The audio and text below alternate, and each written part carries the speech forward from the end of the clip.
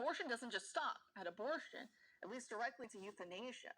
If being a burden inside the womb warrants death for you, then being a burden outside the womb warrants death too, as the next logical step. Already in Canada, over 4% of all deaths just last year, representing 13,000 people, as newly released data shows, were legally killed by doctors through euthanasia programs. Healthcare. That is insane. And over in the UK, even if you don't want euthanasia, they will force it on you or on your child if the local death panel, the court system, thinks it's in your best interest. Obama It's in wanted your best interest to just die. Brilliant, huh?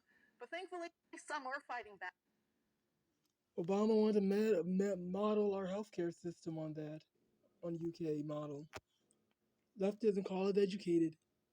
The Italian government held an emergency meeting on Monday to grant Italian citizenship to little 8-month-old baby Indy Gregory from England and to cover the cost of her medical treatment, of which the Vatican's pediatric hospital is willing to provide, as she remains on a ventilator for her rare degenerative mitochondrial disease.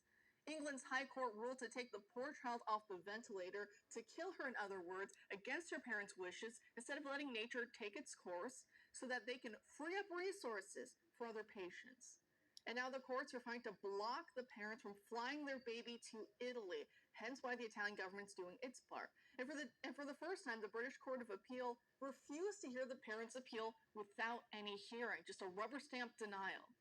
Again, doesn't this remind you of those feminists I was talking about earlier? How even the ones who can't get pregnant still fight so hard for abortion, for the symbolism of it. Same thing here. If England doesn't want to pay for this baby, then why not be happy that someone else's government's willing to? Unless the symbolism of it would be too much for them to bear. Because what if this little girl goes on to get better? How would that make the UK's view of human life look?